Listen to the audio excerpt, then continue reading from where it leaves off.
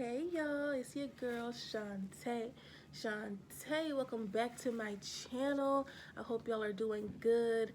I'm making it. I'm making it. So I asked everyone to send me some questions on Facebook, Twitter, Instagram, Snapchat, and y'all blew my inbox up to the point where I gotta split this up into two videos. So this is gonna be the first part of my Q&A session. So thank y'all for being nosy, okay? So I don't want to make this intro too long. I'm going to go ahead and get into the questions. I got my first set of questions right here. So if you see me looking down, that's why. But let's get into it. So the very first question is, what was my most challenging moment in college? And for me, honestly, I had quite a few challenging moments like any other college student did. But I would say my very first challenging moment was just adjusting to college life. I had never been away from home for a extended period of time. I'm really close with my mom and grandma, so being away from them, it took some getting used to, even though I was only an hour away. But still, like I'm such a homebody, I'm used to being just, right up under them. So being away from, excuse me, my mom and grandma, and just adjusting to the college life, being on my own, getting that little taste of freedom, it was kind of hard for me. So every single weekend I was going home, every single Friday, like clockwork, my entire freshman year. So if you know me from school and we're friends from school, you'll know you didn't see me okay at all. I think I probably went to like 5 events the entire year, like the entire year. And I went to my very first party in April, the last party, Alpha Pike, y'all know, okay? And that wasn't even like a off-campus party. That was in a dining hall. So sophomore year through senior year, though, I was turned up. But freshman year, I was going home every single weekend. I wasn't participating in nothing. I wasn't involved in no clubs. I wasn't doing nothing but going to class, getting something to eat, and coming back to my room. That's all I did because I was just kind of homesick. I got a little depressed. I had kind of second thoughts about being there, So for me, that was my only challenging moment, but that was like the very first one, I'll say. So this next question is very petty, okay? So she asked me, on what days of the week do I commit to being wholesome? Now, if you know me personally from school, work, just being in the city or whatever, or group chats, then you would know I am the most wholesome person, the most innocent. It's me. I mean, I don't know why this question was asked. Like, I'm the most wholesome person, right? Yeah, I'm going through my list of friends. She ain't wholesome. She ain't wholesome. She ain't wholesome. It's me. I'm the most wholesome. So when you ask me on what days of the week do I commit to being wholesome, it's every day. So let's move on. So the third question is, what is my dream vacation? So I'm in Louisiana, born and raised, okay? So that means we don't get no type of snow. We get snow every, 3 to 5, 5 to 7 years. And even then, it's nothing significant. It's not even snow. It's not. So I would love to go somewhere like, where it's really snowing. I can go snowboarding and skiing. Okay, let me not lie. I probably won't do that, but get to dress up and act as if I am doing it. Be in a cabin somewhere, sipping on hot cocoa with my man by the fireplace. I want to experience like snow. So that's one. And then another one, take me to an island, please. White sand, crystal blue water.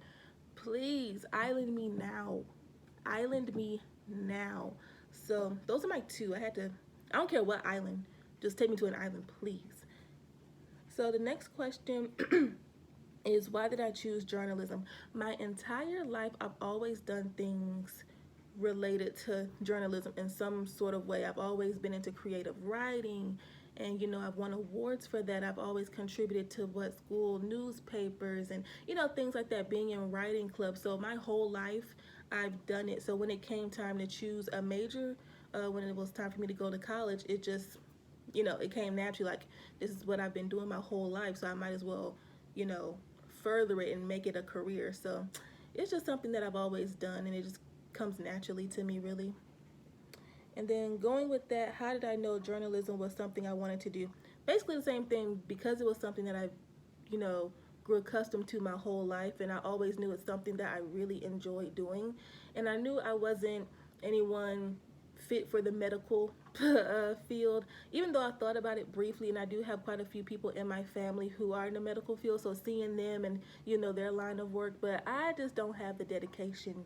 Okay, those people get all my support, but I can't do it. I'm nobody's lawyer, so I can talk my way out of some situations, but I'm nobody's lawyer. So and again, it's just whenever I do something regarding journalism, media, it's like something happens inside of me.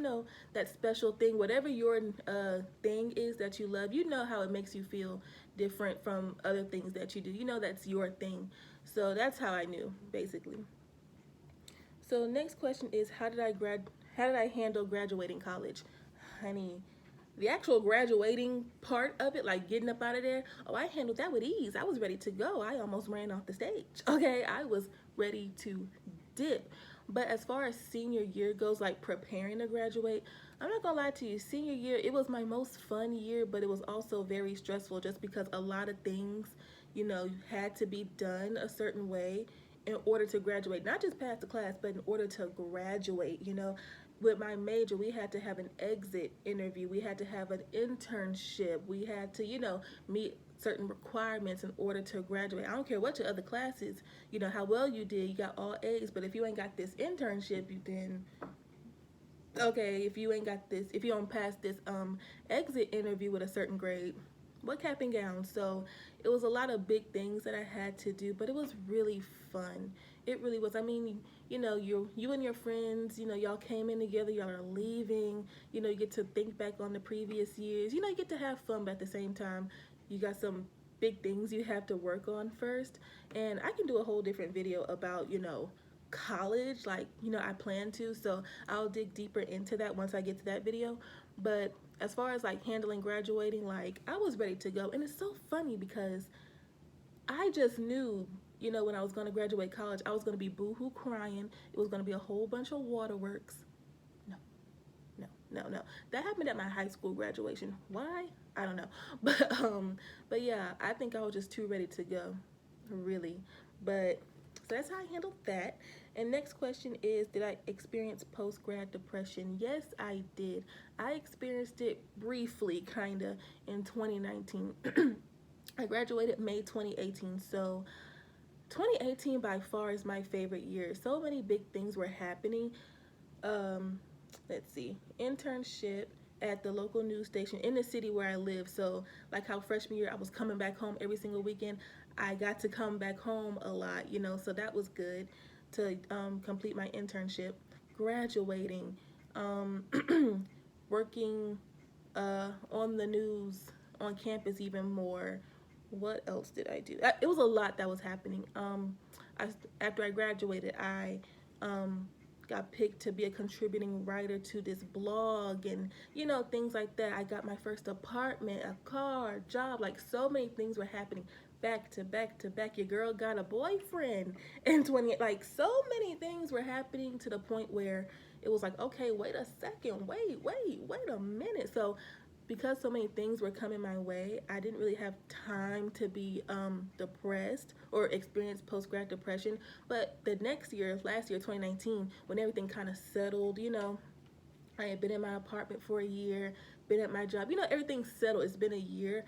And then I got that sense of, okay, 2018 was great, but what's happening now? It's like nothing bad happened in 2019, but nothing great happened. It was just kind of like this, so I kind of got in a funk a little, like, okay, because I have people who I graduated with and they're out of state, they're in their career fields, they're doing this, they're doing that, and me, I'm still just right here, and so I kind of beat myself up a little. Like I showed up to work, I was happy going to work, and then I got there and I just started boohoo crying. Like my boss had to pull me to the side and give me a pep talk and everything. So yeah, I experienced it. Thankfully I didn't go through a long period of depression, but I did experience it. And again, once I do a video just solely about college life and life after it, I'll most definitely talk more into detail about it. So let's see, what made me want to start my own blog? Because your girl be having a lot to say. I be having a lot to say, okay? And I love writing for other people, like writing for media sites and companies. I love doing that. But with that, you have to go by their rules. You have to follow their guidelines and stuff. So, you can talk about a certain topic, but you have to make sure it fits the way they want it to be.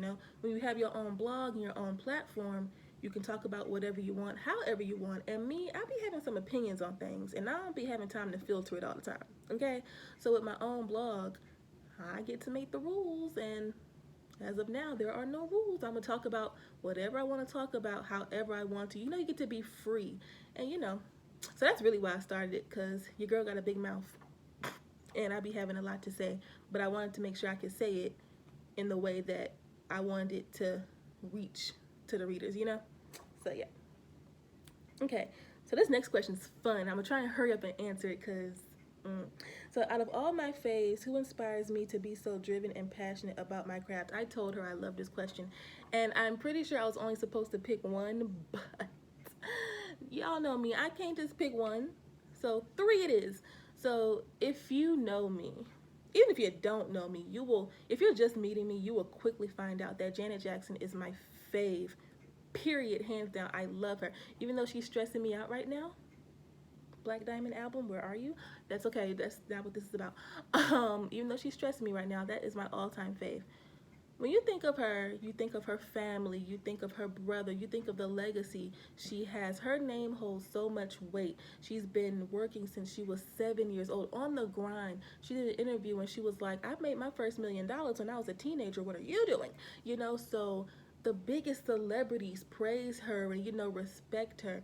And to me, if anybody in the industry deserves to walk around with a big head and acting like their ish don't stink, it's her. But she's one of the most humble artists, celebrities ever, even though her status is just unmatched. Okay, she holds records that people can't even think about reaching, at least anytime soon. So again, if anyone deserves to walk around like they're a diva, it's her, but she chooses not to. You don't see her clapping back all on Instagram and doing the most. She's not someone that you catch on social media all the time, doing crazy things. So I love that, because as long as she's been in the game, she knows, just to remain humble. Just remain humble, no matter how many people throw dirt on your name or discredit you or whatever. Always remain humble, and that's how you get far. In anything that you do, always remain humble. No matter how on top you are, just as quickly as God placed you there, He can knock you down. So I love that. Like, if anyone asks me what my favorite thing about her is, it's her humbleness, and it just teaches me to just always remain humble, even on my small platform right now, because I know it's gonna blow up, but always remain humble. Know where you started from, and know, just as quickly as you got it, it will be taken away from you. So that's one. Then my other fave, oh honey, King Beyonce herself, King B, my other good sis. Oh, I need to witness this woman live in person. I've seen Janet live. I need to see Beyonce, the Giselle Knowles Carter, in person. But Beyonce is a perfectionist, okay? We've seen all her documentaries and the makings of all her concerts and things like that. She is a perfectionist. Just recently, her background singer did an interview saying Beyonce knows the name of every stage light. Who has time to learn the names of stage lights on top of choreography and lyrics? Who has time? And that just shows how dedicated she is to her craft. Always remain dedicated. Have a certain level of respect for detail, and when you have a vision, don't let anyone steer you away from it. Don't let anyone mess it up, because y'all know she's good for, do I gotta show y'all my notes? Because y'all, apparently, do I have to rewrite them because y'all don't understand what the notes are? She's an artist and she's sensitive about her shit, and I love that. Just always stay dedicated. If you have a vision, just stay on the path to that. Don't get distracted. Just don't settle for less, basically.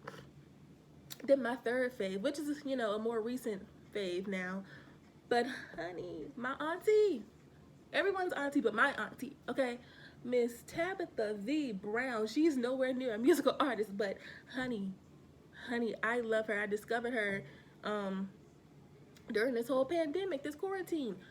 The Tabitha Brown, honey, I am obsessed with this woman, okay? And I love her. She is so soothing and her positivity. You cannot not like her, you know? And her story, she says she was pursuing her career as an actress and being America's mom for 22 years. She's 41 for 22 years, and she did an interview, not an interview, but she was on live because she was featured in the New York Times, I believe, and she was talking about it, and she's like, I'm 41 and my dreams are just now starting to happen.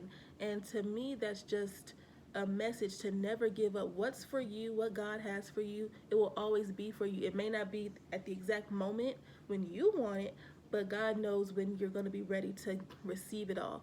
And the things that you expected it to be, he exceeds our expectations by a lot, you know. So she stayed humble, she stayed positive, she always looked at the bright side of things. Oh, it's gonna work out, it's gonna be okay. And look at her, like, bro. So that to me just screams, you know, always work at it, don't stop. If it's something that you're really passionate about, keep going, and what's for you will be for you. So sorry I couldn't just narrow it down to one fave, but excuse me, I had to pick three, but three different people for three different reasons. Okay, so next is, what's a quote that I live by? This is actually a quote that I have on my vision board, and it's, every new day is another chance to change your life. So if there's something that you want to achieve, a dream that you want to fulfill, a business you want to start, every day we get another 24 hours, prayerfully, you know, another 24 hours to make that happen, work towards it, you know. Go into each new day with a different mindset. Okay, what can I do today to make sure I'm a better person than I was yesterday? You know, okay, wait, wait. Now that was cute. Y'all heard how that just rolled off the tongue? Y'all heard how I said that? Come through, motivational speaker. But yeah, so each new day God gives us to, you know, wake up and better ourselves, we should take that. So, boop, boop, boop, boop, boop. Okay, next question is, if I could share the best piece of advice I've ever been given, what would it be? To always be willing to be a student.